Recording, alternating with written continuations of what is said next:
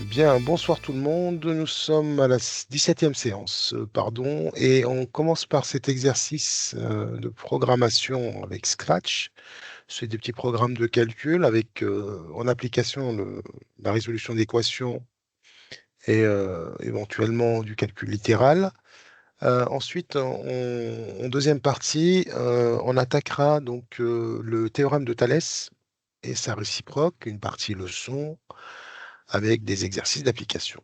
Et donc, je vous laisse réfléchir à ces deux premières questions. On abordera les suivantes après. Donc, on a deux programmes de calcul, un programme A et un programme B. Différents nombres sont entrés dans le programme A. Petit a, montrer que quand on entre le nombre 5, la réponse obtenue est le nombre 27. Donc, on parle du programme A. Et petit b, quel est le nombre obtenu quand on entre le nombre 7 dixièmes?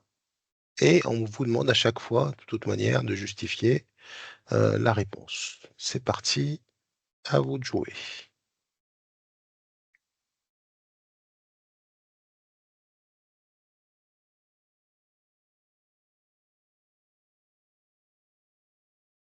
Alors dites-moi si vous avez besoin que je décortique un petit peu les 2 programmes ou pas, mais il me semble qu'ils sont assez clairs. Bon, j'ai assez zoomé, donc normalement, ça devrait le faire.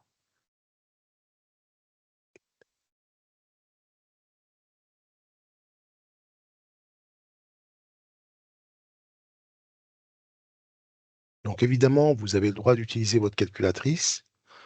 Essayez, tout de même, de l'éviter, hein, histoire de voir si vous y arrivez sans ou pas.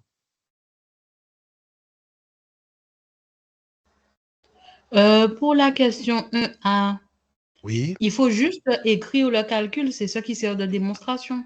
oui, exactement. De preuve, de D'accord. justification, tout à fait.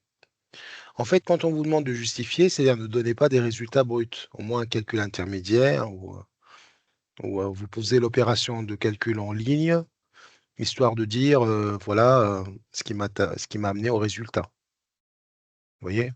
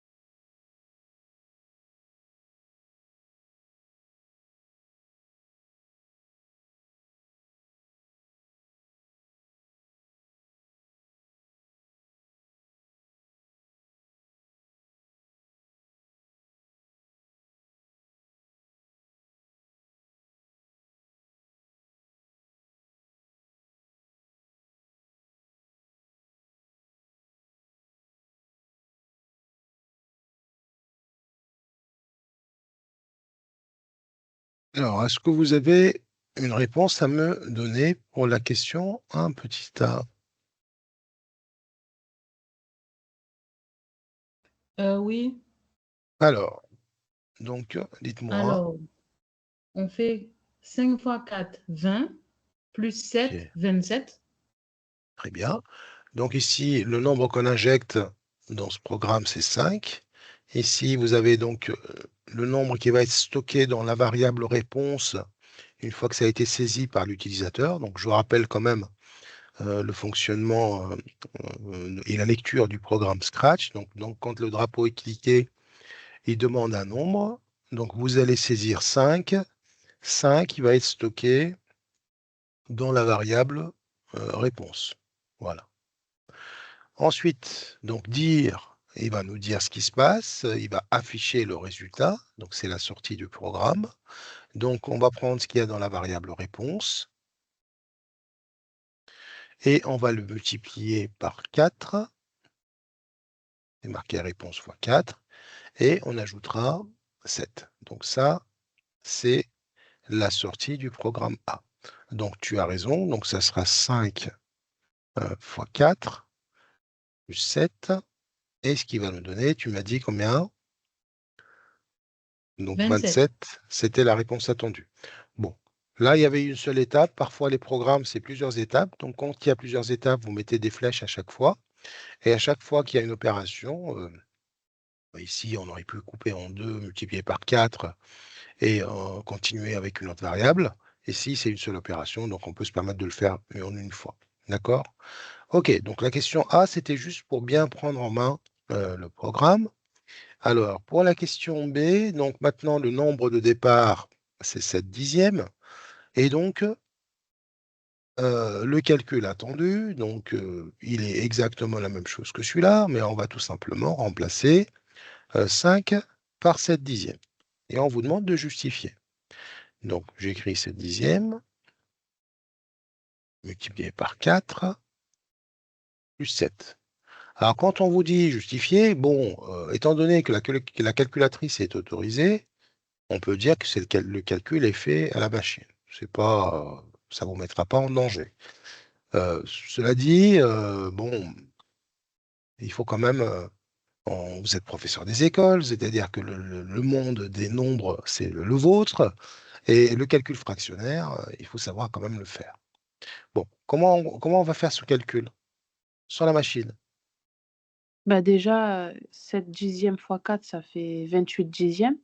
Voilà, donc ici, c'est une multiplication de deux fractions, hein. La première, c'est 7 dixièmes et la deuxième, c'est 4 sur 1, hein. On va multiplier les numérateurs et les dénominateurs. Donc, ce qui nous fait 7 fois 4, 28, divisé par 10 fois 1, qui est 10, 10. plus 7. Ensuite, Et après 7, on doit le mettre au même dénominateur que... On réduit d'abord, je pense que c'est plus facile, non? oui, ayez toujours pour réflexe de réduire vos fractions au maximum. C'est vraiment important parce que bon, là, c'est pas compliqué, mais parfois on se retrouve avec des nombres assez grands. Je vous donne juste un exemple. Si vous avez 2 fois 237 divisé par 5 ou 237 fois 5 avec l'autre fraction, vous n'arrivez pas à vous amuser à faire ça, même si la calculatrice le fait. C'est ridicule, hein? On va simplifier par 237. C'est ça l'utilité de la simplification. Et donc, en effet, on va simplifier ici rapidement, puisqu'ils sont pairs. On peut déjà simplifier par 2 pour commencer sans trop réfléchir. Donc, ce qui nous fait 14 cinquièmes plus 7. OK. Ensuite, 35 quel est sur le... 5.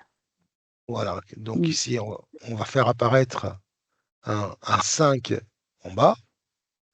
Hein, je rappelle à tout le monde et à ceux qui nous regardent en replay, donc il faut faire apparaître un dénominateur commun. Étant donné qu'ici on a 1, on peut faire un multiple de 5 à partir de 1 en faisant 1 fois 5. C'est des choses que vous savez faire. Donc ce qui me fait 14 plus 35 cinquième. Combien ça donne 14 plus 35? 49. 49. Voilà, ça nous fait 49 cinquièmes. Alors, est-ce qu'il n'y a pas une autre façon de faire? Parce qu'ici, on n'était pas obligé de donner le nombre la réponse sous la forme fractionnaire. Hein.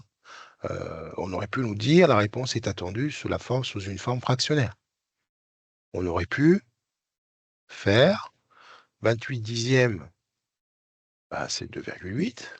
Ah, ben 9,8. Bah oui, Ok. c'est pas interdit non plus. Moi, c'est ce que j'ai fait. Voilà, bah ça marche. Hein. Mais comme Euh, plusieurs fois, vous nous avez dit de laisser la forme fractionnaire, oui, j'ai oui, oui, aussi. on peut garder, mais là, en fait, le gain de temps, c'était parce qu'on avait une fraction décimale. Une Ouais. fraction décimale, c'est rapidement transformé, quoi. Supposons qu'on est parti avec un calcul fractionnaire et on nous dit à la fin, donnez la réponse sous une écriture décimale. Eh bien, je fais apparaître un dénominateur, une fraction enfin, un dénominateur multiple de 10. Bah, ici, 49 fois 2, bah, je retrouve 98. voilà, 98, 2 fois 9, 18 et 80, donc 98 dixièmes, et on arrive au même résultat. Voilà. C'est là, c'est vous montrer vos talents de calcul, votre savoir-faire. C'est toujours bon sur une copie, hein, de montrer que vous savez faire des choses. D'accord? Dire que c'est fait à la calculatrice, bon, c'est pas gênant, mais dans l'appréciation globale d'une copie, le correcteur, il va dire, bon, ben voilà, quoi, c'est le minimum qui est fait, voilà. Alors que là, vous lui donnez envie, vous donnez des points, parfois, quand vous allez faire des erreurs d'inattention ou autres. Hein. On passe aux questions 2, 3 et 4. Voilà. Est-ce que c'est assez zoomé ou pas? Oui. Ça va. Oui. Bon. Oui. Voilà, très bien. Deuxième question. Quel nombre faut-il entrer dans le programme B pour que le résultat affiché soit égal à 0,69? 0,69. Programme B, c'est le programme qui est juste à côté. Je ne l'ai pas dit au début, mais c'est un exercice extrait d'un sujet de concours.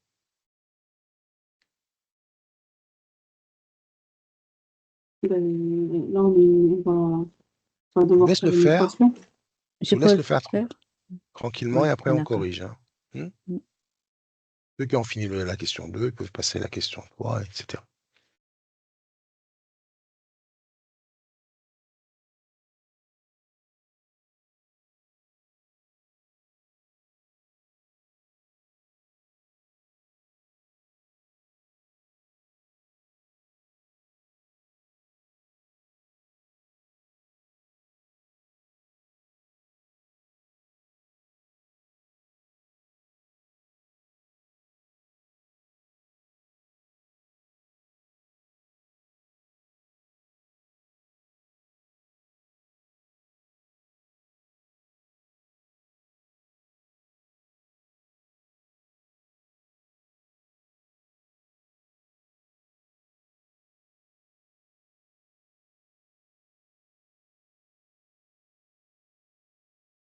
C'est bon pour moi. Ok. On va attendre que vos camarades aient fini. Hein. Les questions 2 ou les 3? La question 2, là, je suis en train de faire la 2. question 3. Moi, Bon, 2 et 3, oui. ok.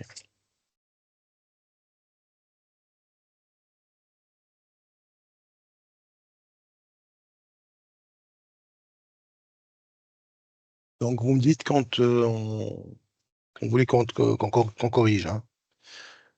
Donc, dans la question 3, on a un peu d'arithmétique. C'est bon aussi, hein, savoir manier les multiples, faire des preuves ou des démonstrations avec le calcul littéral. On en a fait pas mal cette année. Hein. C'est bon pour moi. Ok. Bon, alors, je corrige la question 2. Est-ce qu'il y a un volontaire ou une volontaire pour corriger la question 2? Je veux bien en faire. Allez, Ben, du coup, j'ai fait 9x moins 3 égale 0,69 très bien. Alors, l'utilisation de x, pourquoi? pour les termes réponses. Ok, parce que on connaît la sortie et on cherche l'entrée. D'accord? Donc, Oui, voilà le c'est pour programme B. Hein. l'entrée, oui. C'est ça.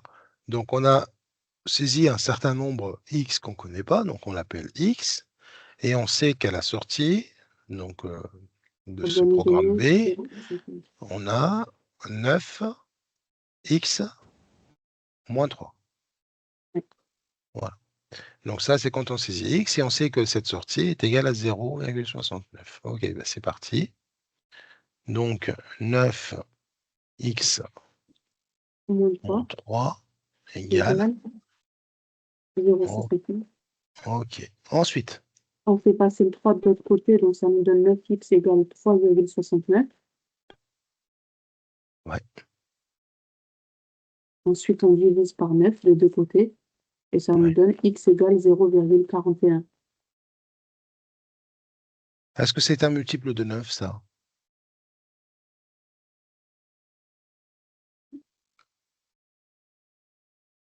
Oui, oui. Voilà, c'est une question qu'on peut poser à l'oral, hein. Est-ce que 3,69 est un multiple de 9?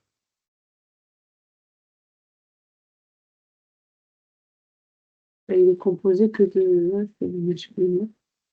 Il est composé de... Bah, 3, c'est un multiple de 9, 6, c'est un multiple de 9, Ah, et 9, 3, c'est pas un multiple de 9, hein. 3, c'est un c'est un diviseur de multiple. 9, hein. 3, c'est un diviseur de 9. 3 n'est pas un multiple de 9, attention, hein. Un multiple ne peut pas être plus petit que le nombre, sauf 0.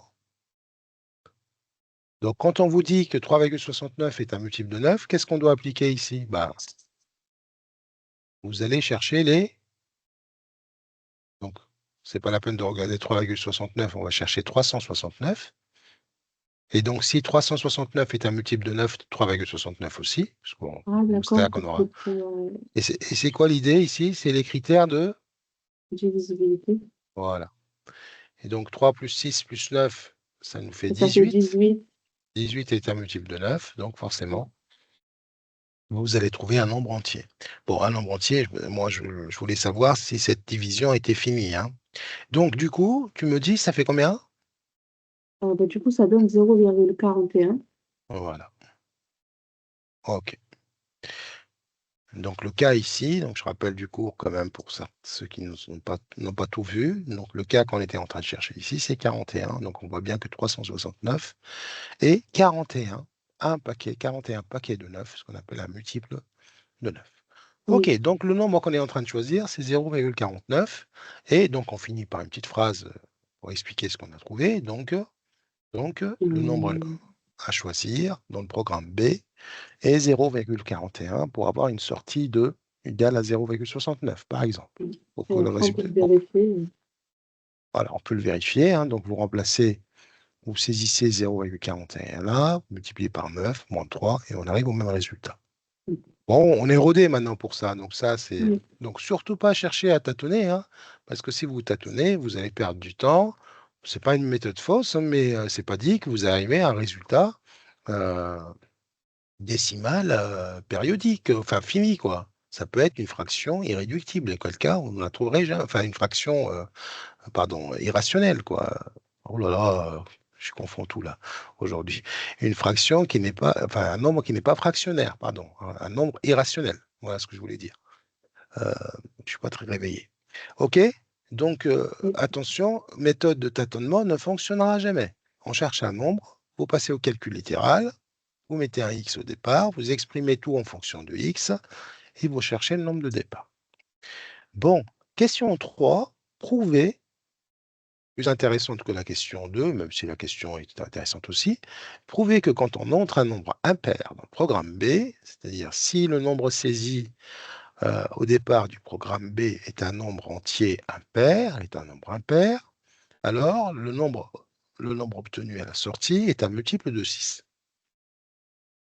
Alors ça, c'est l'exercice d'arithmétique qui ne demande pas beaucoup d'efforts si on sait faire. Alors, comment on va attaquer? Alors, pardon, donc l'idée, vous commencez d'abord sur votre feuille de brouillon, de saisir, de faire prendre des exemples de nombres impairs.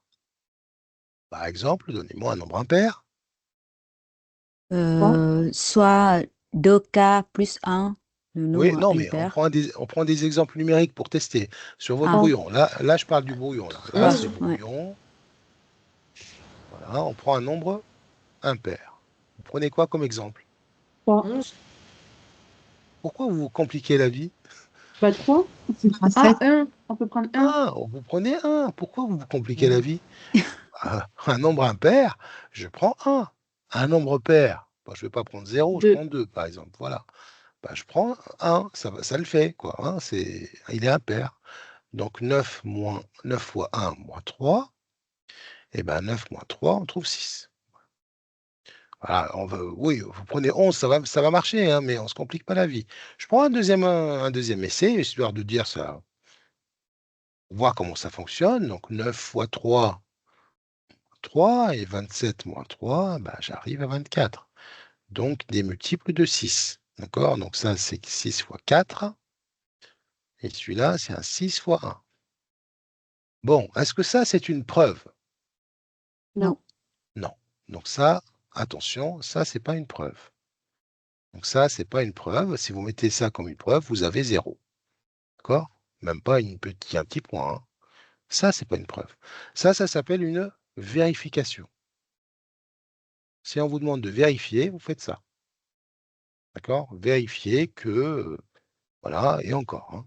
Donc, exactement. Donc, pour un nombre impair, on va prendre un nombre impair quelconque. Et on a vu plein d'exemples de nombres impairs, d'écriture de nombres impairs. Donc, on a deux écritures à connaître par cœur, l'écriture d'un nombre impair et l'écriture d'un nombre pair. Voilà. Ça, il faut savoir le faire tout le temps. Donc, un nombre impair, il va s'écrire sous la forme de 2 fois P, un entier, Ça. relatif aussi, mais il a toujours un 1 de trop. Quand vous divisez par 2, vous avez toujours un reste égal à 1. Voilà, c'est très facile à retenir. Un Mais ça, nombre pair, d'habitude, c'est pas un cas. quand je dis Oh, P, pareil, oui. P, K, Ah, pareil. N, Z, tout ce que vous D'accord, c'est voulez, pareil, c'est la même chose. c'est Ok. pareil. D'accord? Donc P est un entier relatif, hein, négatif ou positif. Hein. Un nombre Oui. pair, il va s'écrire en paquet de 2, donc 2 fois P, avec un reste égal à 0, donc c'est 2 fois P. Et donc dans les deux cas, P, c'est un entier relatif, pas forcément un entier naturel. OK? À partir de là, on a très bien, on a fini. Donc un nombre impair. Choisissons un nombre impair, donc soit x égale un nombre impair, voilà mon nombre. Donc je vais le multiplier par 9 et retrancher 3. Voilà. Et on n'oublie pas ce qu'on veut chercher. Parce que si vous oubliez l'objectif, on peut tourner en rond. L'objectif, c'est de montrer que c'est un multiple de 6. Donc ça veut dire que dans notre résultat, il faut qu'on arrive à faire 6 fois Ah. quelque chose. D'accord? Voilà, c'est ça Ok. l'objectif. Une fois qu'on a fait ça, c'est terminé. Bon, c'est parti. Un petit développement 9 fois 2p. 18p. Voilà. Simple distributivité qu'on sait faire. Ensuite, 9 fois 1 Plus 9. plus 9 Moins 3. moins 3. Bon, ça va me donner quoi? 6. 18p P. moins 6. 6. Plus Plus 6. 6, pardon. Plus Voilà. 6. Donc 9 moins 3, ça donne 6. 18p, on est là. Ensuite, c'est là où pas mal de candidats s'arrêtent là et perdent un petit peu leurs moyens.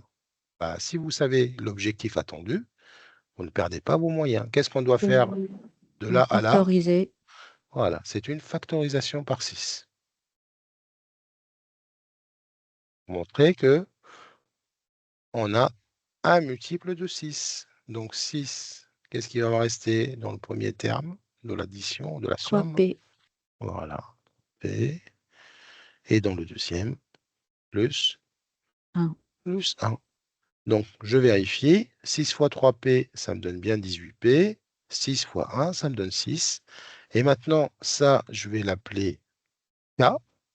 appartenant à Z, et donc j'obtiens un multiple de K. Donc ça s'appelle un multiple de 6. Voilà. OK? Donc c'est surtout la Oui. rédaction qu'il ne faut pas oublier, hein. Alors n'essayez pas de faire une rédaction en français, hein. Donc d'abord, ça va énerver le professeur de mathématiques qui va corriger votre copie, hein. Vous avez 2 types de professeurs qui corrigent les sujets de concours. C'est des professeurs de mathématiques collège ou lycée, et aussi certains professeurs des écoles, de vos collègues. D'accord? Ils sont choisis par les inspecteurs, donc il y a une double correction, hein. Et par un professeur de mathématiques qui, lui, sa discipline est vraiment les mathématiques, et un deuxième professeur des écoles. Donc évitez d'écrire en français. Enfin, voilà. Donc ça, il faut vraiment l'écrire en calcul littéral. Je ne dis pas que c'est faux. Déjà, en français, ça va vous prendre une page pour bien bien expliquer votre démarche. Et on n'aime pas trop quand il y a trop de... Voilà, il faut passer par le calcul littéral. Est-ce qu'il y a des questions sur ce que je viens d'écrire? Non, c'est bon. C'est bon? Oui. Alors ici, j'ai été un peu vite au départ. Comment j'aurais pu commencer? J'aurais pu commencer en disant soit choisissant comme nombre de départ 2p plus 1. Hein, vous avez compris, hein? Voilà, le début, ici, j'ai été vite. Mais bon. Très bien. Question 4 maintenant. Et on arrêtera là sur ce calcul. Voilà. Donc en fait, ici, Scratch, vous voyez, c'est juste l'entrée dans l'exercice, quoi, hein. Donc Scratch, vous avez 2 types d'exercices, hein, au concours, ou du calcul, ou de la géométrie. Bon, rarement les deux, hein. Et quand il y a du calcul, vous allez avoir forcément du calcul littéral, comme ce qu'on vient de faire, et assez souvent de l'arithmétique. D'accord? Voilà. Voilà, quand on a du Scratch, on en profite.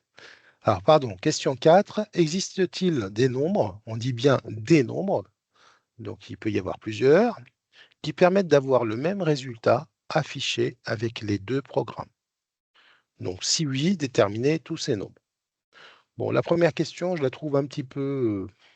parce que oui ou non, ça n'a aucun intérêt, hein. On ne peut pas le savoir, hein. D'accord?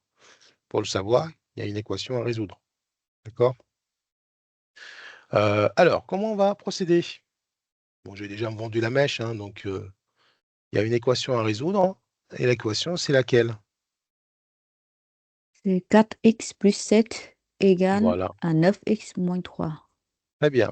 Donc, on a, en fait, regardez, on injecte le même nombre au départ. Et les 2 résultats numériques doivent être les mêmes. Donc, en matière de traduction, donc cette expression littérale est exactement égale à celle-là. D'accord? Donc, soit maintenant, soit x, le ou les, je ne sais pas, on va dire le, parce qu'il y en aura, il y en aura qu'un, on est dans le premier degré. Le nombre choisi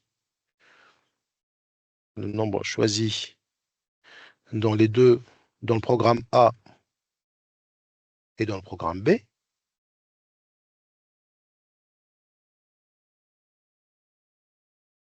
D'accord? Donc, je commence par écrire ça. Donc, maintenant, on connaît la sortie du programme B et A, on les connaît les deux. Donc, vous passez directement à l'égalité. Donc, 4x plus 7 égale à 9x moins 3. Donc, 4x plus 7 égale à 9x moins 3. OK? Donc, il existe bien un nombre. Et ce nombre, ça sera la solution de cette équation du premier degré. Il n'y en a forcément qu'un seul, puisqu'on est dans le premier degré. Alors, même dans le second degré, on peut en avoir un dans le cas d'une solution qu'on appelle double, une racine double. Donc, quelle est la stratégie ici pour résoudre cette équation? On regroupe toutes les Les Les éléments X ensemble. inconnus, les X, ouais, Ok. Les X, je les mets à droite ou à gauche? à gauche. Enfin, ici, à droite, peut-être, il y a Je les plus mets à de... droite pour avoir Voilà. Ouais, un C'est nombre ça. avoir positif. positif, ouais. Exactement. Donc, choisissez le bon côté. Ça ne veut pas dire que vous allez galérer, mais on n'aime pas trop quand c'est négatif. Donc, je vais mettre les X à droite, puisque en passant les 4X de ce côté-là, je vais avoir 9X moins 4X. Donc, ça va être une quantité positive. Et de l'autre côté, j'aurai 7 moins 3, donc 7 plus 3. OK? Voilà, c'est juste. Maintenant, on peut inverser, hein. Donc, 9x moins 4x égale à 5x, que je vais écrire dans le sens gauche-droite. 7 plus 3 égale 10. D'accord? Donc, j'ai écrit ça ici et ça là. C'est une égalité, hein. Vous faites ce que vous voulez, il n'y a pas de problème. Donc, maintenant, qu'est-ce qu'il nous reste à faire? On va diviser par 5 et donc on aura x égale 2. 2. Terminé. D'accord? On peut directement aller à la solution, c'est pas très. Voilà. Donc, on a une seule solution, c'est x égale 2. Bon, vérification, si ça fonctionne ou pas. Ça aussi, il faudra le faire le jour de l'examen, parce que n'oubliez pas que vous avez quand même le stress de l'examen. Donc, en plus, c'est une solution entière, positive, c'est rapide. 4 fois 2, ça fait 8. 8 plus 7, ça fait 15. Donc, je m'attends à 15. Bon, je fais la même chose ici. 9 fois 2, ça fait 18. 18 moins 3, ça fait 15. Donc, on est bon. OK? Voilà pour cet exercice sympathique, hein, qui vient clôturer cette partie calcul littéral, arithmétique, etc. Avez-vous des questions? Non. Bon, très bien. Alors, on va passer donc à la deuxième partie de la séance et nous allons parler de Scratch. Alors, de Scratch, de Thalès. Thalès. Scratch, c'est terminé pour le moment. Alors, je vais commencer par vous demander, vous poser des questions parce que vous avez quand même pas mal de connaissances, je suppose. Vous allez me dire, c'est quoi, à quoi il sert ce théorème de Thalès? Première question. Dans quel cas je peux l'appliquer?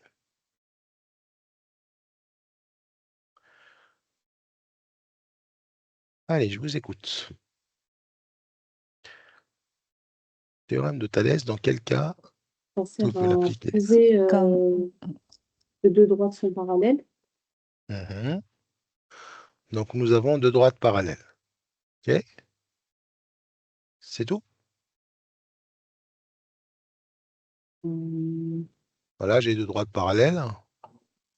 J'ai pas Thalès, hein. Non, c'est Toujours pas des triangles. Triangle. Ouais.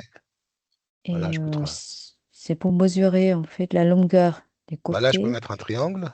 Là, je peux mettre un deuxième triangle. Là, j'ai pas Thalès, hein. Attention, hein. Donc là, c'est des questions, il faut être précis, hein. Donc, deux parallèles, je Il n'y suis a d'accord. pas une notion que si les deux droites parallèles, après il y a une proportionnalité au niveau des triangles ou quelque chose comme ça, c'est pas pour... Il Oui, y a de la, Oui, il y a de- ça il y a de la aussi. proportionnalité, oui. Alors, il y a de la proportionnalité, en effet. Alors, regardez.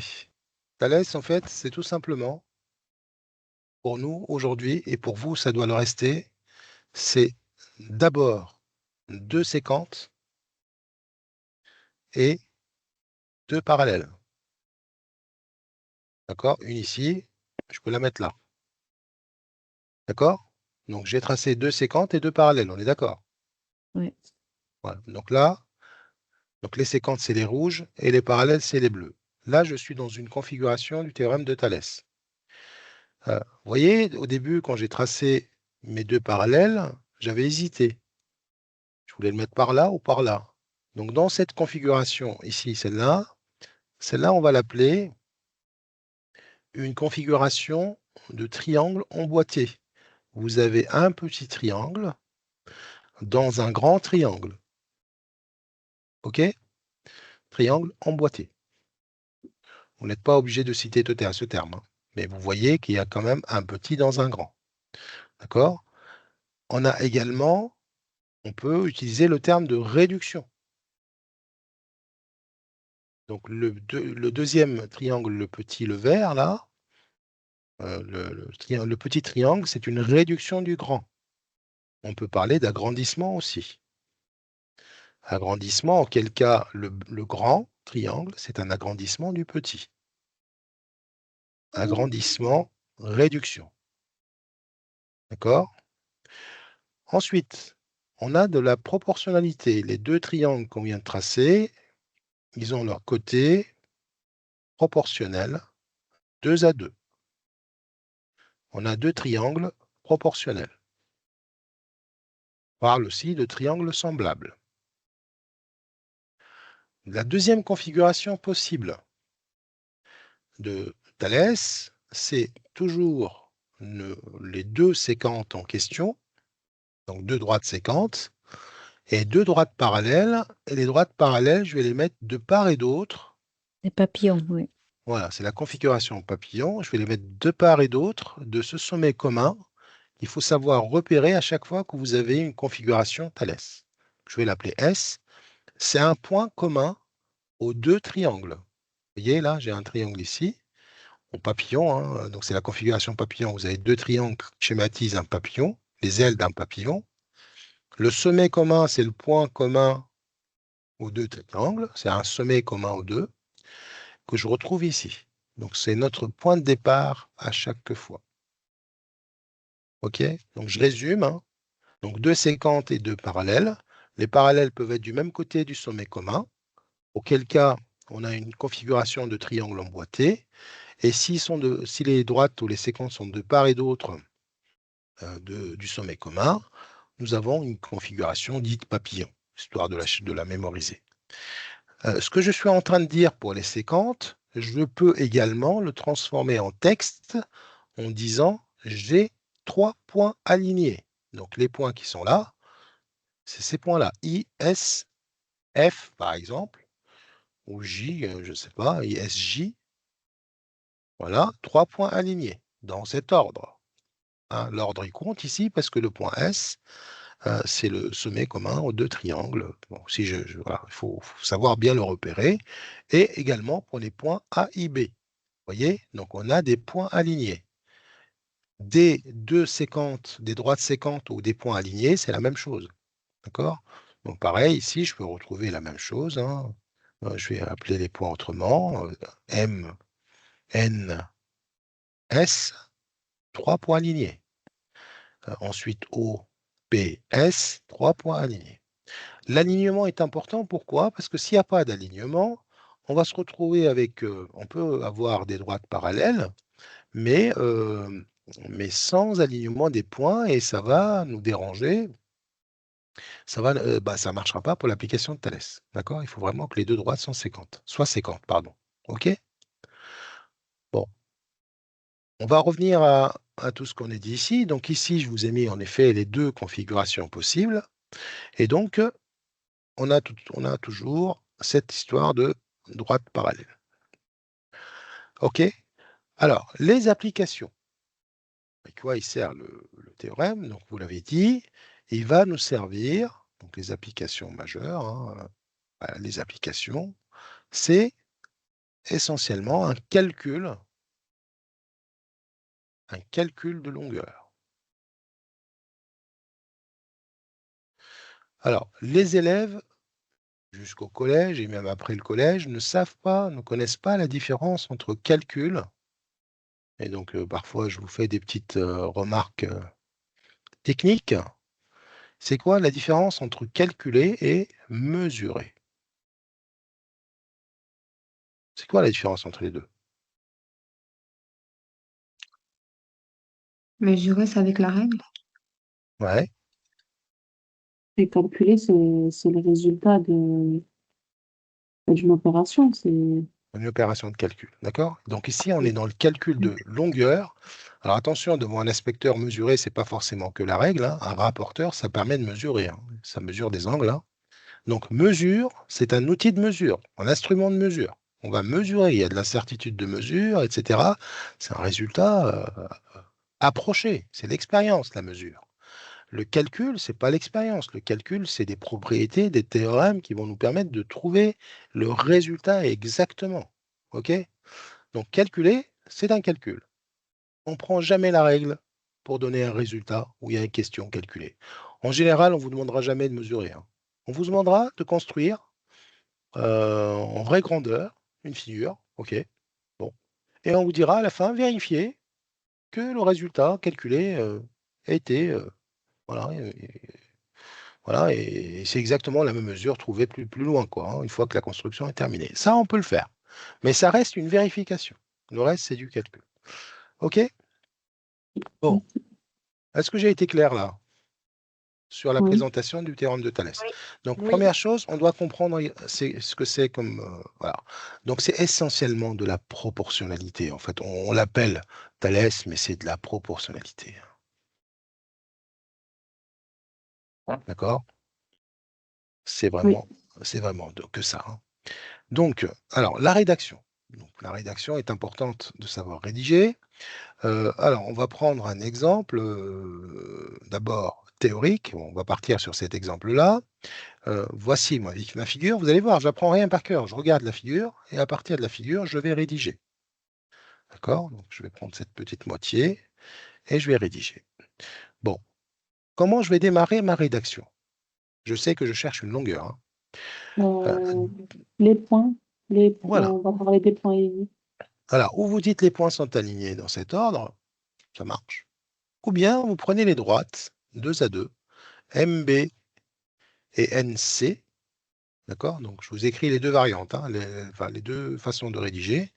Donc, on peut dire, par exemple, la droite MC, MB, pardon. Mais ça, c'est quand on sait qu'elles sont parallèles. Bah oui, on sait qu'elles sont parallèles, là, hein. Et Oui. même des fois, on a des configurations et c'est pas écrit. Comment on commence? S'il n'y a pas de droite de parallèle, il n'y a pas de Thalès, hein. Il n'y a pas de calcul de longueur. Donc Non, là, ce on que est je dans veux la... dire, c'est que des fois, on doit prouver que c'est Ouais, parallèle. c'est j'ai pas le théorème. compris. Oui, que c'est parallèle les deux droites, tu voulais dire?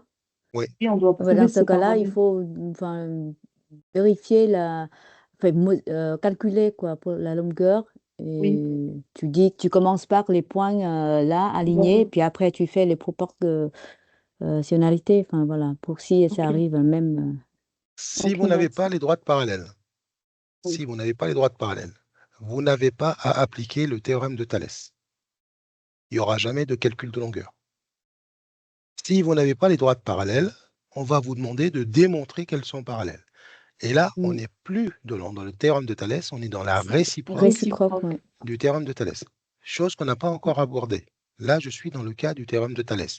J'ai mes droites parallèles, j'ai une telle configuration, on me demande de chercher une longueur. Comment je commence ma rédaction? D'accord?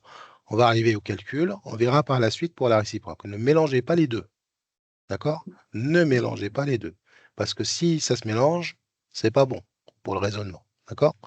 Le raisonnement, on part ici de deux droites parallèles et je suis en train de chercher une longueur, je ne sais pas laquelle. Je vais supposer que je cherche la longueur AC. D'accord? Par exemple. Oui. Alors, c'est parti. Donc, du coup, je commence par dire que MB et NC sont séquentes. 50. Alors, quand elles sont séquentes en un point. Donc, il faut dire dans quel point, en quel point, donc En en A. A. Voilà. Donc ça, vous pouvez le remplacer par ces deux phrases. Donc ça, c'est une façon de dire. On peut le dire autrement. M, B. A et B sont trois Aligné. points, sont alignés dans cet ordre. Alors l'ordre, il compte surtout dans la réciproque. Vous le mettez, ça ne mange pas de pain. Voilà, on est tranquille. Ensuite, N, A NAC. et C, pareil, sont alignés dans cet ordre-là. Donc, vous voyez tout de suite apparaître ici deux informations importantes. Le point A, c'est ce qu'on appelait le sommet commun. Et il apparaît aussi dans cet ordre-là, au milieu. Vous le voyez là? C'est toujours le même. Oui. Donc ça, c'est la première remarque. Deuxième remarque, attention à la rédaction. Alors, quand vous écrivez MB et vous dites une droite, Et là, vous perdez des points dans la rédaction. Parce que ça, ce n'est pas une droite, ça. Ça, c'est une distance. Ah, il faut mettre les parenthèses. Eh oui. D'accord? Ça, c'est une distance. Et donc, une droite, ça n'est pas ça non plus. Mais on a le droit d'écrire des segments, mais on parle de droite, hein. Ça, c'est un segment. D'accord? Donc, beaucoup, beaucoup, beaucoup de problèmes de syntaxe, de rédaction à ce niveau-là. Pareil, quand on dit les 3 points M, A et B, si vous ne mettez pas les virgules et vous mettez un M, A, B, ça devient un triangle, ça. Oui, Mais c'est même pas triangle, c'est triangle aplati. D'accord? Donc, tout ce que j'ai écrit est important. Donc, deux façons de faire. Donc, si vous êtes économe au niveau de la rédaction, bah, cette phrase suffit, hein, de dire que cette droite et cette droite sont séquentes, terminées en A, ou bien vous les remplacez par là. Deuxième partie de la rédaction. Donc là, on est en train d'écrire les hypothèses nécessaires pour appliquer le théorème de Thalès. D'accord? Deuxième. Donc ça, c'est le premier point. On n'écrit pas 1, 1, 2. Donc, mais voilà, je vous mets des points, comme ça, vous voyez qu'il faut que ces 3 points apparaissent et on les attend. D'accord? Deuxième point, 2 plus. 2 plus, 2 plus, Mn est parallèle à BC. D'accord? Donc, ou vous l'écrivez comme ça, ou vous dites les droites Mn entre parenthèses et la droite BC et BC sont parallèles. Mais si vous écrivez ça, ça va bien aussi. Troisième point, qu'est-ce qu'on va écrire?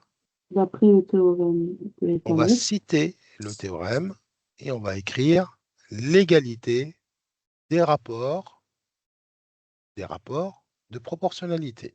D'accord? On va les écrire. Donc, alors, il y en a qui commencent ici en disant on sait que les droites MBNC sont séquentes. Bon, ok, on peut.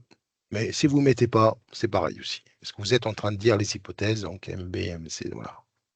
Donc, on reste en bleu, c'est mieux. D'après. Donc, d'après le théorème de Thalès. Alors, beaucoup de candidats, le jour du concours, ils stressent et quand ils écrivent, au lieu d'écrire Thalès, ils écrivent Pythagore. Bah, ça, on sait que c'est le stress, hein. On sait que c'est le stress parce qu'il n'y a rien à voir avec. Ben, voilà. Mais donc, conseil, relisez votre copie avant de la rendre. D'accord? Parce que vraiment, le cerveau, parfois, il dérape le jour J. Donc, relisez vos phrases, hein. D'après le théorème de Thalès, donc attention à Thalès, pareil, vous êtes des professeurs des écoles, donc très à cheval sur les écritures, les majuscules, etc. Donc surtout la lettre majuscule ici, il faut bien mettre T en majuscule pour Pythagore aussi. Donc d'après le théorème de Thalès, on a, et là, vous partez toujours du sommet commun, c'est-à-dire la lettre qu'on a repérée, c'est A. Voilà. On écrit 4 fois. Vous l'écrivez, voilà, vous avez bien retenu le truc, c'est bien, on écrit 4 fois. Voilà. Et vous allez voir comment la troisième va sortir toute seule. Troisième fraction. La dernière, Donc, c'est Mn sur BC. voilà. Elle va sortir toute seule. Donc A, et je choisis un côté. D'accord? Choisissez un côté. Voilà, donc AM sur AB. BC. Vous voyez, les 3 points sont alignés. Donc, c'est-à-dire que vous êtes sur le côté AM du premier triangle, celui-là, et sur le côté AB du deuxième triangle. Ces deux côtés, ils ont un lien de parenté, c'est ce qu'on appelle un lien de proportionnalité. Donc, ces deux côtés sont proportionnels. Et la proportionnalité est due au fait des droites qui sont parallèles. C'est elle qui bloque les deux autres grandeurs pour que tout soit proportionnel. D'accord? OK? Donc, AM. Et monsieur, moi j'ai une question. Juste, Oui. est-ce que si on mettrait AB sur AM au lieu de AM sur AB, est-ce que ça changerait quelque chose? Non, Ok. ça ne change rien. J'ai dit de choisir un côté. Ok. Donc, si vous restez sur le 1 sur le 2, vous restez 1 sur 2. D'accord? Ok. Il ne faut pas mélanger après. Il ne faut pas essayer Oui, c'est inverser. ça. Si vous inversez, c'est mort. Oui. Donc, AM sur AB égale AN sur AC. C'est de la rédac, hein. Qu'est-ce qui va en rester? J'oublie les sommets il va me rester MN BC, sur BC. sur BC. Et on vérifie. Regardez, MN, c'est le troisième côté. Et BC, c'est le troisième côté du deuxième triangle. Voilà. OK? Alors ensuite, bah là, on n'a pas calculé. Si on a à calculer, quelle est la longueur que je suis en train de chercher? On fera des exercices après, mais ça, c'était pour la présentation de la rédaction. Parce que le reste, après, ça va être simple. Donc, je suis en train de chercher AC. Donc, la fraction qui va m'intéresser, c'est AC. Donc, je vais l'utiliser. D'accord? Ensuite, vous allez utiliser une fraction où vous connaissez les deux autres longueurs, parce que grandeur ou de longueur. Avec Thalès, vous avez forcément 3 longueurs connues. Un trois de D'accord? l'encre. 3 longueurs connues. 2 côtés proportionnels et une troisième. 2 minimum, hein. On peut en avoir plus, mais 2 connues et une troisième. Donc, vous allez avoir la fraction où il y a la longueur à chercher, avec la fraction où vous avez les deux grandeurs. Ça sera ou celle-là ou celle-là. Et en général, on va procéder par un produit en croix. D'accord? On va faire un produit en croix, puisque c'est de la proportionnalité. OK?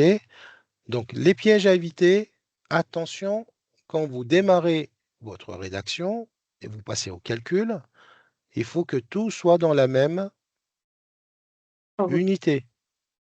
Donc, si vous êtes en mètres, vous devez être en mètres de partout.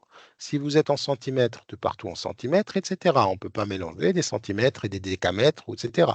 Parfois, on vous met des pièges comme ça, et il y en a qui tombent dans ces pièges-là. Donc ça, c'est les premières questions où il y a des erreurs. Et attention aux arrondis. Quand on vous dit de faire un arrondi, il faut bien respecter la consigne. S'il n'y a pas de consigne d'arrondi, eh ben, je rends le résultat exact, c'est-à-dire peut-être une fraction. OK? Oui. Avant de passer aux exercices, donc regardez ce tableau. J'ai mis ici les côtés du triangle AMN. Bon, là où ça, c'est pareil, hein, là aussi. Donc AMN, voilà. Et deuxième ligne, les côtés du triangle ABC. Le vert, il va avec le vert. Donc AN et AC.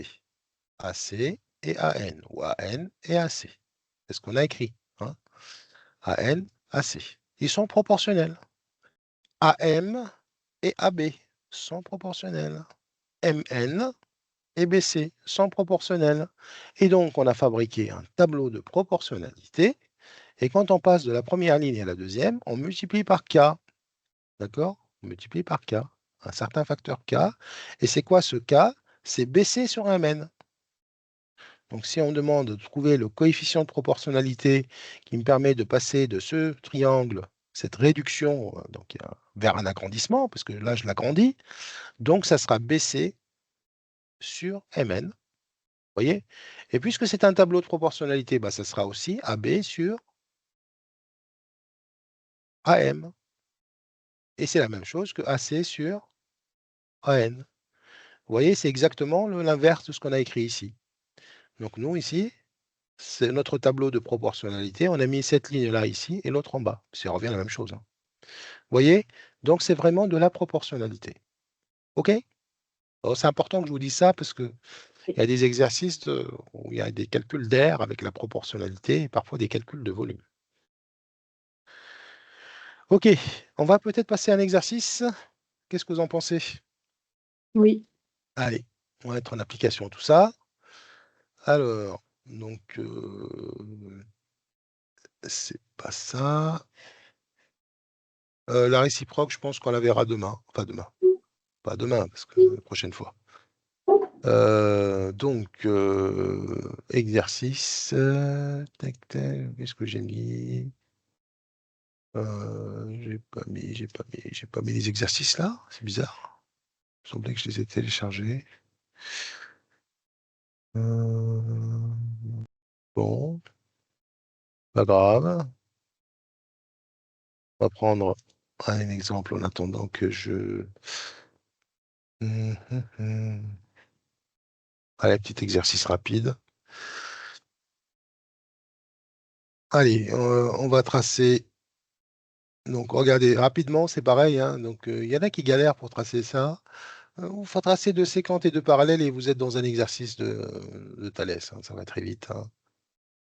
Voilà, donc je vais donner des noms aux points O, A, B, C, D, et donc AB est parallèle à DC. Voilà, et donc je vais donner quelques grandeurs. Donc ça, 7 cm. Ici, 18 cm. Et là, on n'est pas à l'échelle, hein. 9 cm. Et trouver OD. C'est parti.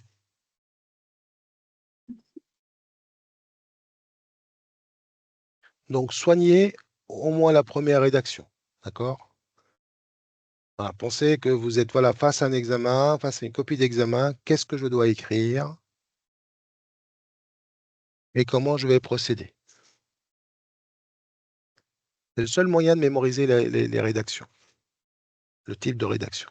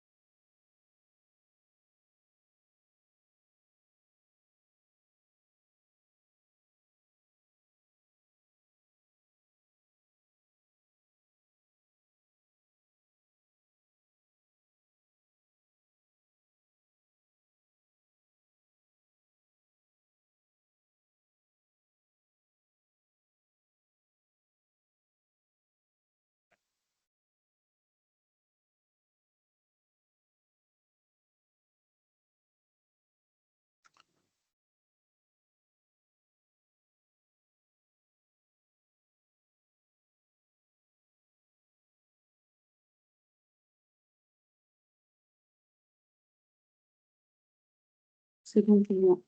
C'est bon? Vous me dites hein, que c'est bon pour qu'on corrige, hein?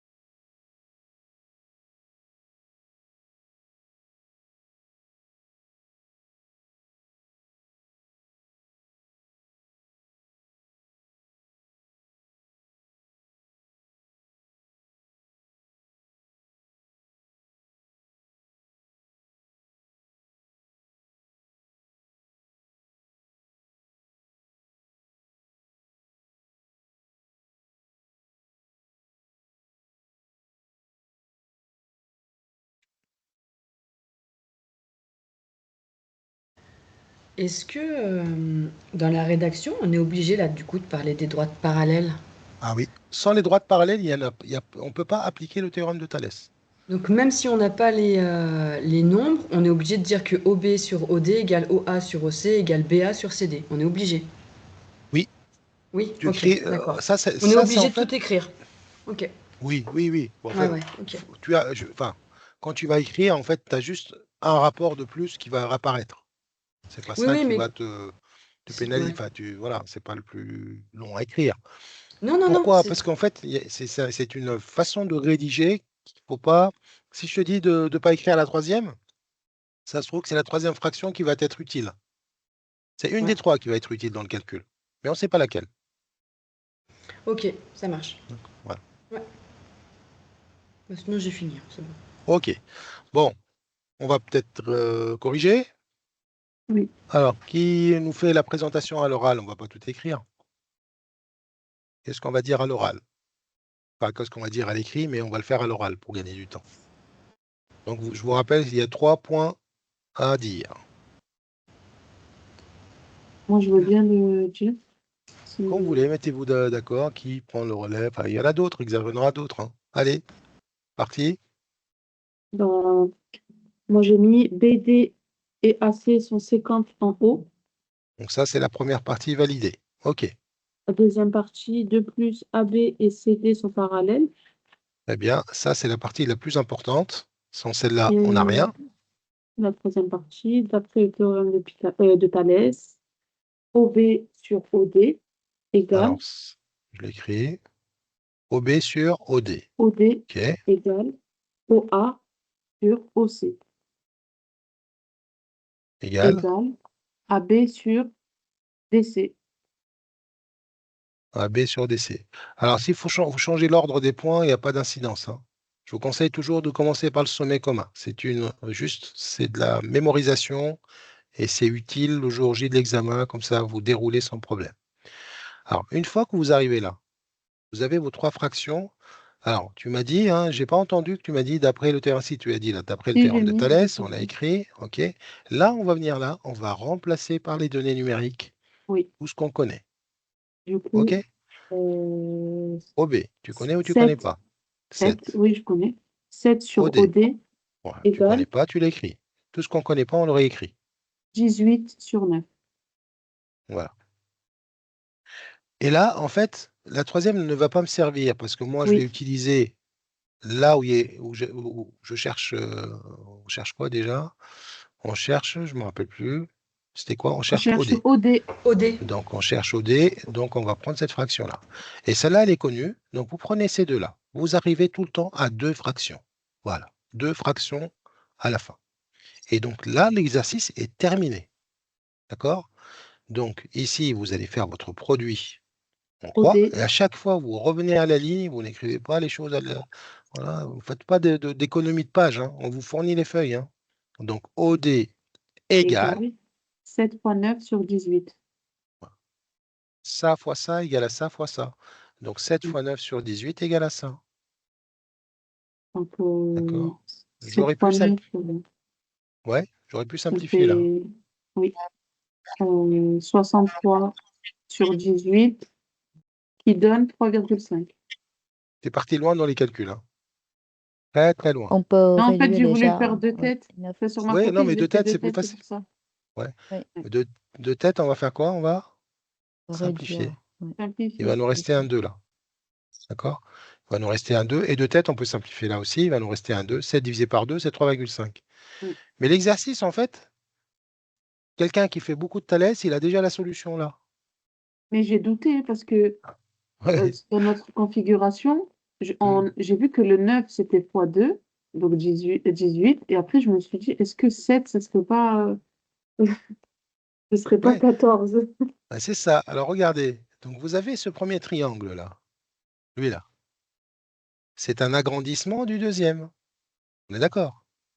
Je vous ai dit, on est dans la proportionnalité. Qu'est-ce qui s'est passé entre les deux? Donc celui-là, c'est un agrandissement du deuxième. Donc OAB Fois B. fois 2. Voilà. Donc OAB est un agrandissement. Bon, nous, on cherche ODC. Donc ODC, c'est une réduction. Donc, avec Hein? K égale à 2, oui. Voilà, et K égale à 2. Donc ODC est une réduction de du triangle OAB. Donc, j'écris vite, hein, mais vous... Et donc, les côtés sont proportionnels. Donc, on est passé de 18 à 9, donc toutes les longueurs ont été divisées par 2. Toutes les Et longueurs. est-ce que nous, du coup, on doit le mettre dans notre conclusion, dans notre phrase réponse ou pas, Non, ça, je vous D'accord. prépare pour ça, je vous prépare pour d'autres types d'exercices, hein.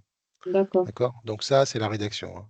Bon, centimètre, j'ai oublié de le dire. Ici, donc vous n'oubliez pas l'unité. Toutes les longueurs ont été multipliées par 2. OK?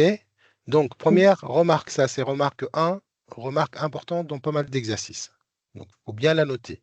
La remarque 2 que je vais vous donner maintenant, donc, et ça, à chaque fois dans les sujets, quand ça apparaît, beaucoup de candidats passent à côté.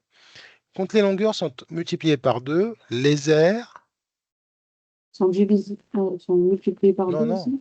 non, seront multipliées par combien? 4.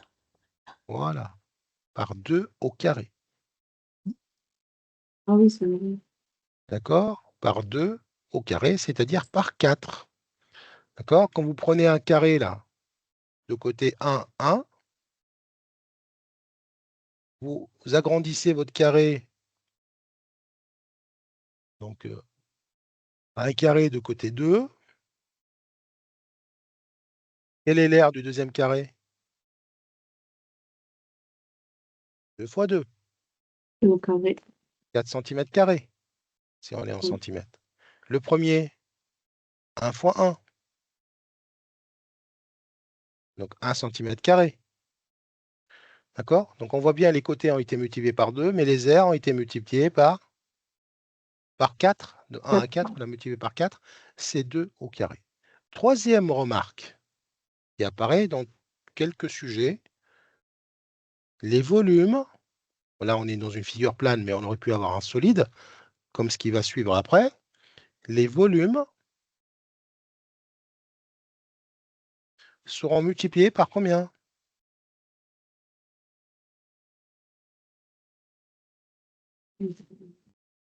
Les volumes seront multipliés par combien? Par 6. Non, Bah, mètre Par cube, 3. c'est pas. par 2 à la puissance 3. Mm. Et 2 à la puissance 3 n'est pas 6, hein. C'est combien Ah 2 à oui, la c'est puissance 2 3? fois, c'est 8. C'est 8. OK? Donc, résultat des courses, quand vous avez un agrandissement d'un facteur K, les longueurs vont être multipliées par K. Les aires seront multipliées par K au carré et les volumes seront multipliés par K au cube. OK? Retenez ça bien. Ça tombe dans pas mal de sujets. D'accord? Alors, dans le cas d'un agrandissement, on multiplie par K. Et si je suis dans une réduction, je vais diviser par K. D'accord?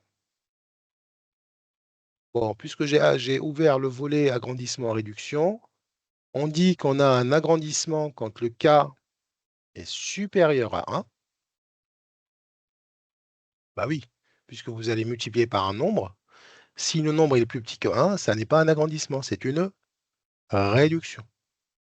D'accord? Quand c'est K supérieur à 1, c'est là où on parle d'un agrandissement. D'accord? Agrandissement.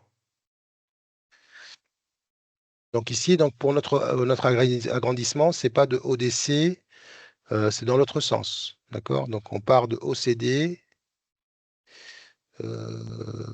c'est lui, donc c'est OAB qui est un agrandissement de ODC. OK? Mais on reviendra sur ces points-là. Mais retenez déjà, c'est un premier jet, c'est bien. OK? C'est bon pour l'application, donc j'ai ajouté des points, mais c'est bon. Voilà. C'est bon de tout savoir. Ça va ou pas? Oui, ça va. Oui, oui. OK. On passe à un autre exercice. Alors, est-ce qu'il va me laisser travailler? Ben non. Donc, OK.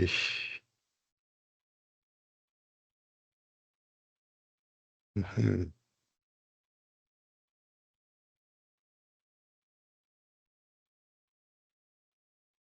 Alors, un autre type d'exercice, mais j'ai juste besoin de une pyramide. Bon, c'est pas grave, je vais le faire autrement.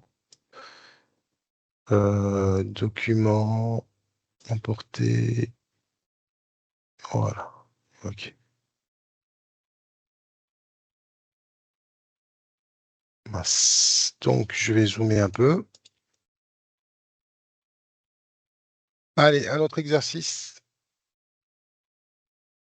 L'exercice 1. Donc, pareil, ces exercices, ils sont disponibles sur Teams, hein, avec le corrigé. Ok, merci. Donc, on a une figure qui nous rappelle la configuration papillon. Sur la figure suivante, on a IK égale 10 cm, IJ égale 8 cm, KL égale 3 cm, etc. Et le point le plus important, c'est lui. D'accord? Donc, ça vous met sur la piste qu'il y a forcément non, mais probablement, mais fort probablement, un petit à l'aise qui se cache derrière tout ça. Alors, pareil, je travaille vraiment la méthodologie avec les élèves, mais avec les candidats, et c'est important de donner la méthode de résolution, pas pour cet exercice, pour tout exercice de ce type-là, de géométrie par exemple. Première chose à faire, quand vous avez un exercice de géométrie, devant vous, vous avez un sujet, vous avez sur le sujet cet exercice-là avec cette figure. Je ne réfléchis pas trop, je lis d'abord, comme à chaque fois, l'énoncé, et ensuite, je vais prendre toutes les valeurs qui sont là, je vais les mettre sur la figure. Faire le petit croquis. Voilà, le croquis, pas la peine de le faire parce que vous avez déjà une figure. D'accord? Si vous n'avez pas de figure, c'est là où vous faites un croquis et vous le faites sur votre copie. C'est pas interdit. C'est même fort conseillé, quoi, hein, fortement conseillé. Donc, je regarde ce que je cherche. Donc ici, LK, bah, qu'est-ce que je me demande? IK d'abord. IK, c'est ça, 10 cm. Et donc, en même temps que vous mettez vos données sur la figure, vous regardez que vous êtes dans la bonne unité de partout. Donc, IK, c'est 10 cm. IJ, c'est 8 cm, donc tout va bien. KL, 3 cm. KM, 4,8 cm. Et on a fini. Et IJ, je le mets même en rouge, ça, IJ est parallèle à LM. Voilà. Qu'est-ce que je cherche? Je cherche LM, donc je mets un point d'interrogation ici, et KJ. KJ que voici. Voilà. Vous voyez? Donc ça, après, ça peut être transformé en exercice, ou ça, c'est un circuit d'une course, où les élèves vont courir, il y aura de calcul de vitesse, le calcul de périmètre, le calcul de, voilà, de durée, des conversions, etc. Vous voyez? C'est le début d'un exercice ou même d'un problème. OK? Bon, on commence par quelle longueur? Je vous laisse commencer.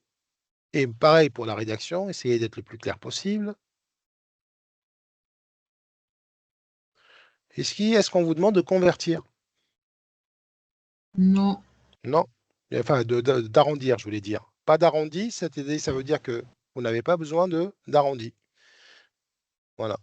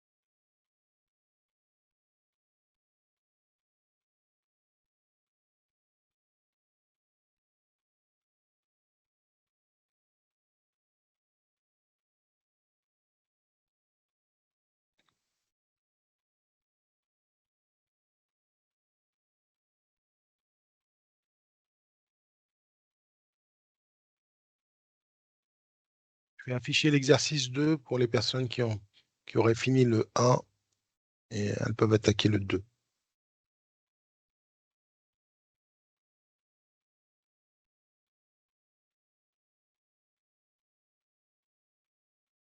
Monsieur, excusez-moi, vous avez dit quoi sur les arrondis? Qu'on doit laisser tel Alors, quel s'il comme arrondi? n'y a pas de consigne sur l'arrondi, c'est-à-dire vous avez deux possibilités. Ou vous n'avez pas besoin d'arrondi, fort probablement, ou Ah. bien vous laissez l'écriture fractionnaire. D'accord, ok. D'accord? Mais je pense que dans ce cas-là, il n'y a pas besoin d'arrondi. OK? J'ai fini le premier. Hein. Moi Très aussi. bien. OK. On corrige le premier? C'est bon pour tout le monde? Oui. Oui. OK.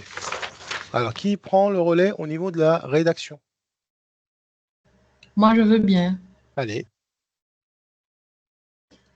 Alors, LM et MJ sont séquentes en K. Alors, ML. attention, c'est pas LM et LJ. La droite LM, elle est là. LI. Ah, pardon. LI et MJ. On est bon. OK. C'est quand en K.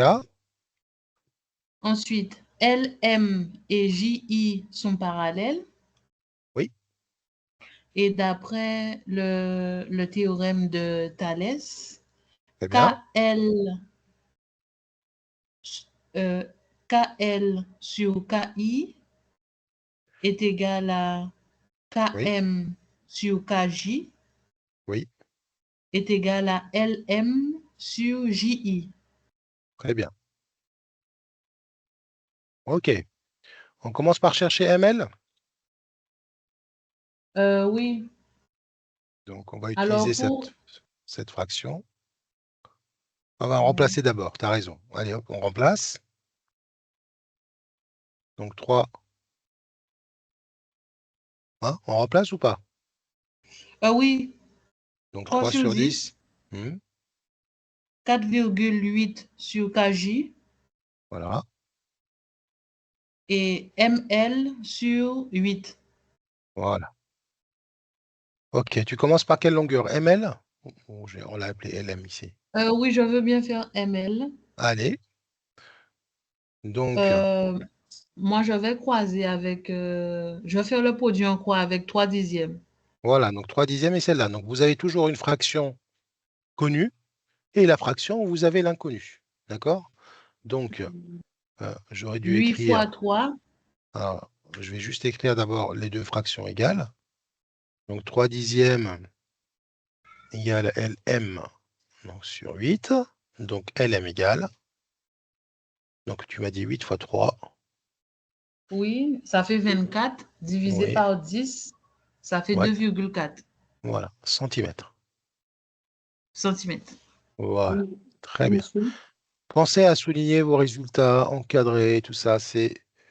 D'abord, c'est agréable pour vous quand vous cherchez un résultat et c'est sympathique pour la personne qui corrige votre copie. Oui, j'ai entendu une demande. Oui, c'est moi, excusez-moi. Moi, Oui, j'ai pas eu le même résultat parce que je me suis trompée au niveau de LM. J'avais oui, pas mis, au lieu de mettre LM sur IJ, j'ai mis IJ sur LM. oui. Donc, tu as trouvé 8 sur LM égale à KJ sur 4,8 égale à 10 sur 3. Oui, Et tu reviens mais au même du coup, résultat. ben non, parce que quand je Regarde, fais tu arrives à 10 sur 3 égal, égale 8 8 sur... sur LM, Ouais. Donc, LM égale produit sur la diagonale connue, eh ben non, pleine. parce que c'est pas 10 sur 3, c'est 3 sur 10. Ah non, Ben si, si tu vous avez inverses, écrit 3 sur 10, hein. bah, 3 sur 10 égale à 8 sur LM. Oui, Oui. Bah, 3 sur 10 égale à 8 sur LM. 3 sur 10 égale à LM sur 8, égale comme ça, là. donc l'importance de LM, là, ça y joue beaucoup. Est-ce que tu as écrit l'égalité KL sur KI dans ce sens-là? Oui, là, j'ai tout. KL KL sur sur KI. KI, c'est bon. KM sur KJ, c'est bon. Mais Hmm. pour les droites parallèles, au lieu de mettre LM sur IJ, j'ai mis IJ sur LM. C'est faux. Qu'est-ce que je vous ai dit? Vous oubliez, il vous reste le troisième. Le troisième, c'est LM. Vous oubliez les sommets communs. Le sommet commun.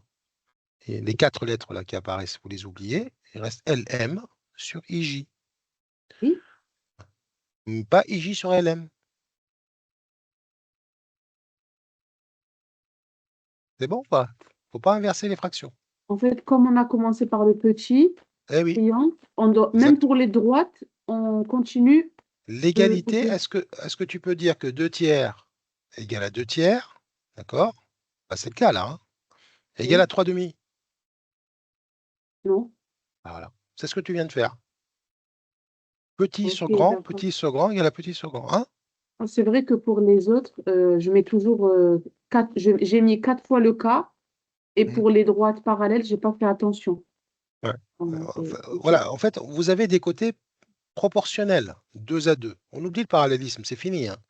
Donc Ok. ce côté-là est proportionnel à ce côté-là. Donc lui divisé par lui, ça sera égal à lui divisé par lui, ça sera égal à lui divisé par lui.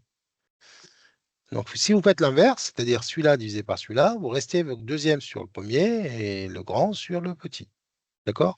Donc en gros, vous mettez petit sur grand, petit sur grand, petit sur grand, quand c'est un agrandissement, une réduction, ou bien grand sur petit, grand sur petit, grand sur petit. D'accord? Vous respectez ça jusqu'au bout.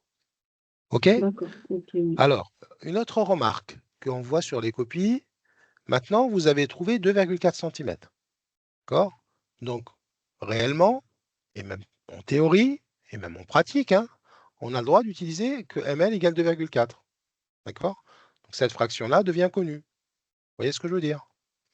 Donc là, je peux remplacer ça par 2,4. 2,4. Donc je vais le mettre en rouge parce qu'on vient de la trouver. Sur, voilà, on peut l'utiliser pour trouver ça. Donc je peux utiliser ces deux fractions. Eh bien, je vous déconseille fortement. Pourquoi? Ah oui, parce que si on se trompe sur la valeur, on se trompe sur les deux, Voilà. la Si vous deuxième vous longueur. trompez là, vous allez, pareil, générer une autre erreur ici.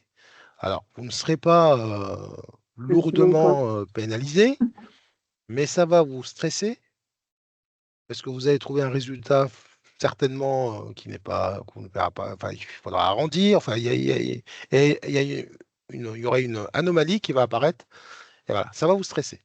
Je ne dis pas que, voilà, vous faites des erreurs, mais on ne sait jamais. Le jour J, on ne sait jamais. D'accord? Donc, du coup, qu'est-ce que je fais? Je ne vais pas l'utiliser. Je continue à utiliser ces deux premières fractions. OK? Pour trouver la KJ, parce qu'on a une deuxième longueur à trouver. Hein.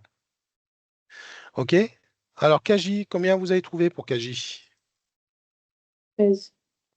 Voilà, donc on fait 4,8 fois 10, donc elles sont juste à côté là, sur 3. Donc ce qui nous fait, alors je vais l'écrire, hein, 48. Je sais pas. donc 48 divisé par 3, c'est Bon, un multiple de 3, ce qui nous fait 12, 16. 16. 16? Oui, oui, bah Oui. oui, c'est 16. Bravo, 6, 18. 16 cm. OK. Voilà. On peut vérifier son résultat, hein, sans problème. Comment je fais pour le vérifier? Eh bien, je remplace toutes les données. Donc ici, on vient de trouver KJ, 16. Vous avez vu, on n'a pas eu besoin d'arrondir. Hein. Donc maintenant, si vous faites 3 sur 10, vous allez trouver 0,3. Ça aussi, ça va vous donner forcément 0,3. Et ça va vous donner 0,3. D'accord? Donc, Oui. si vous inversez la troisième fraction, vous allez trouver 3, quelque chose. Donc, voilà, 10 tiers. Hein. Donc déjà, ce n'est pas une fraction. Donc ça sera déjà à arrondir. Hein. Ce n'est pas une fraction décimale. Vous avez trouvé 10 tiers et donc du coup, vous voyez l'écart. Hein. Vous passez de 0,3 à 10 tiers. Donc surtout pas inverser en cours de route. Hein. Bon, voilà pour les rédactions. Alors, on finit sur cette petite remarque que je vois dans pas mal de sujets. On continuera la prochaine fois, hein, donc avec un exercice sur Thalès. Et on fera aussi, on verra la réciproque hein, la prochaine fois. Je finis sur cette remarque qui est importante au niveau de la rédaction. Remarque importante. Donc, remarque. Alors, supposons qu'on a ça. On a cette configuration-là. J'ai une droite. D'accord? Et ensuite, j'ai une deuxième droite qui est perpendiculaire à celle-là. Voilà. OK. Et ça, je vais l'appeler ABC.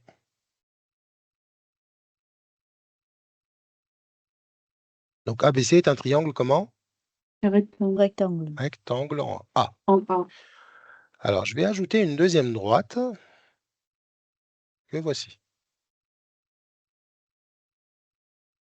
Et qui est elle aussi, qui va être perpendiculaire à B et va couper la droite AB en D.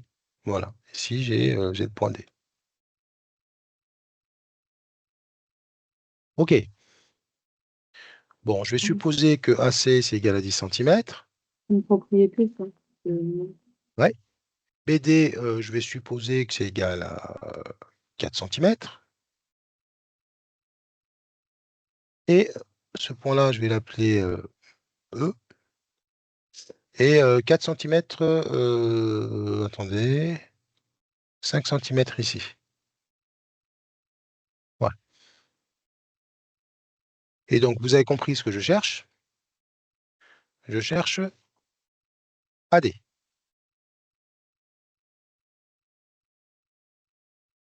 Voilà. La distance AD.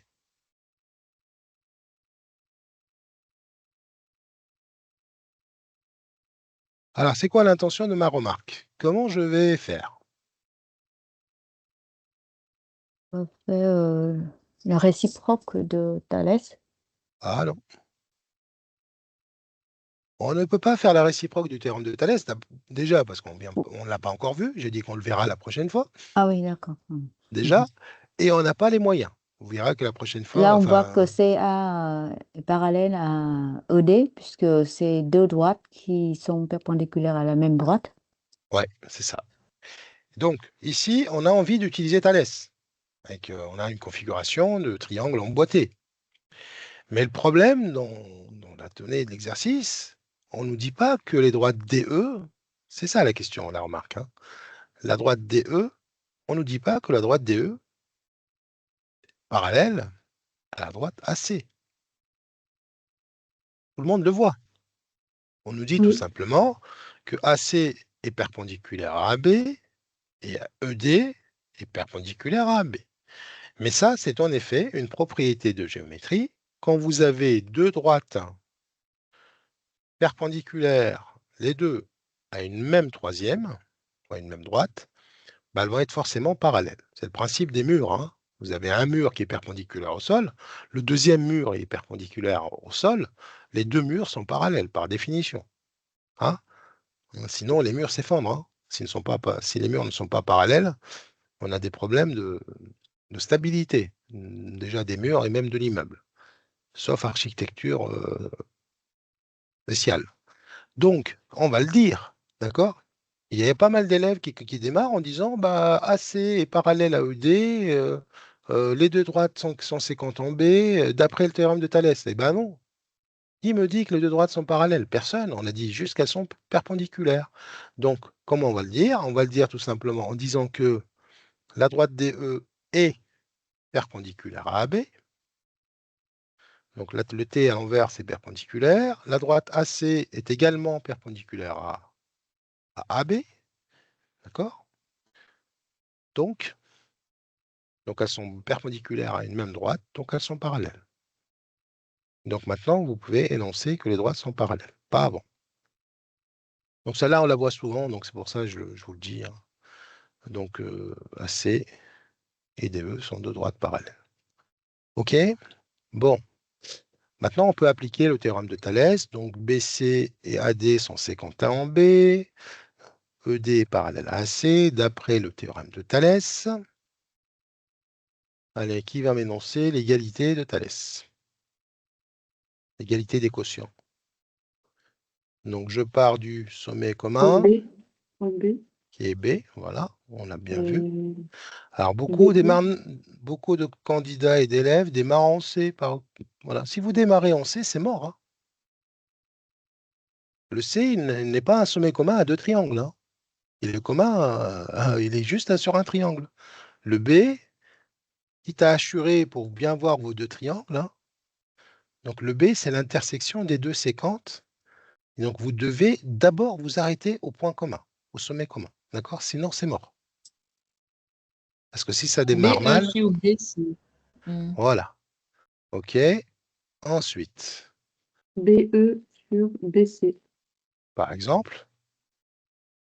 Ensuite, BD sur BD BA. sur BA. voilà. Ensuite, ce qui reste. CA.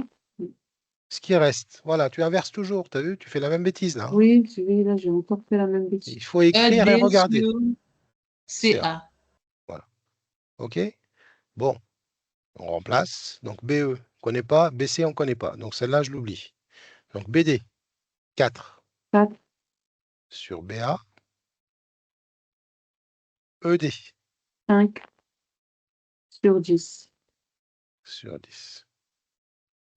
Donc, Donc, produit en croix. BA égale 4 fois 10 divisé par 5. Donc 4 fois 10. 40 divisé par 5.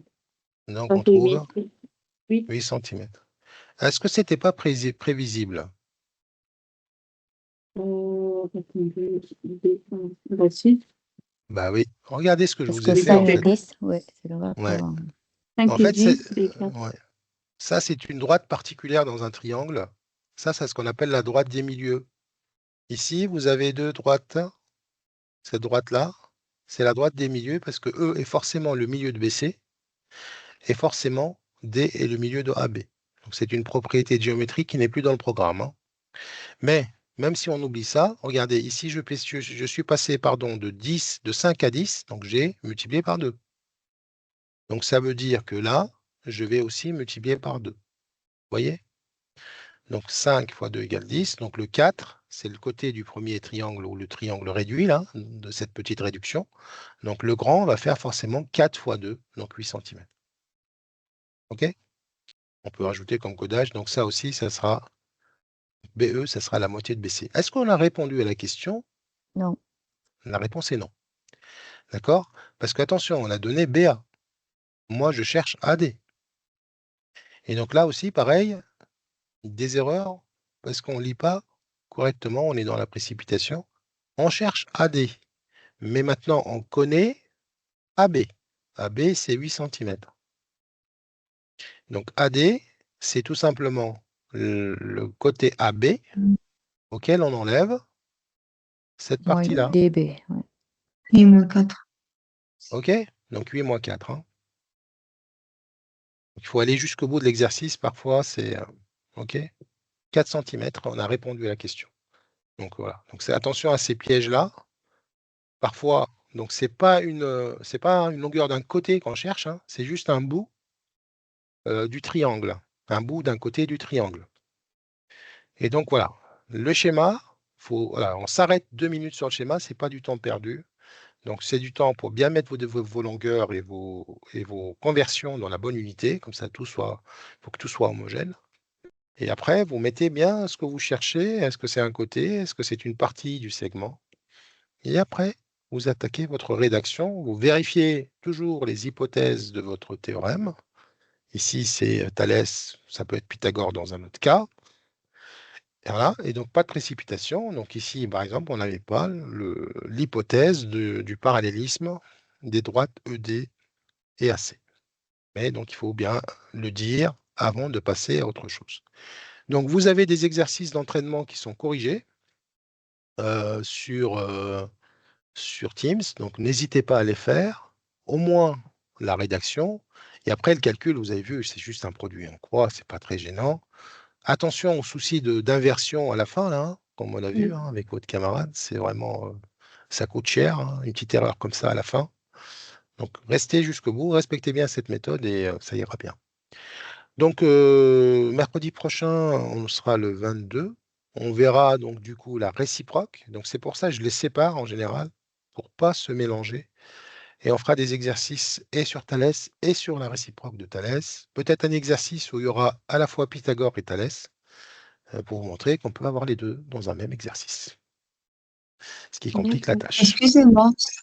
Oui. Excusez-moi. Au niveau de la rédaction, je voulais savoir si on pouvait mettre les signes perpendiculaires et Ah oui, parallèles en bah signes oui. mathématiques. Oui. D'accord. En général, ce qu'il faut éviter, et même là, même si vous le faites, on ne vous pénalisera pas, on évite d'écrire du texte avec des symboles. Voilà. Si vous voulez dire de droite perpendiculaire, vous dites perpendiculaire. Si vous voulez dire de droite perpendiculaire avec les symboles, vous écrivez comme moi AD entre parenthèses, perpendiculaire, voilà, etc. Avec les symboles. Vous voyez, on veut pas qu'il y ait dans une phrase le symbole perpendiculaire. D'accord. Voilà, c'est ça qu'il faut éviter, surtout dans le supérieur, mais vous, voilà, vous pouvez le faire. Bon, moi j'évite quand même d'écrire parallèle dans une phrase avec 2 traits, hein. C'est mal vu pour un professeur des écoles. Vous voyez ce que je veux dire? Ok, merci. Voilà. Oui. Donc, dans ce cas-là, écrivez du texte. C'est juste une phrase, hein. On sait que de droite perpendiculaire à lui-même troisième, sont forcément parallèles. Ça s'arrête là. OK? Oui, merci beaucoup. Je vous en prie, je vous dis bonne soirée et puis Merci, bonne Merci, soirée. bonne Bonne soirée à tout le monde. soirée. Merci, bonne Bonne soirée. soirée. Au au revoir. revoir tout le monde.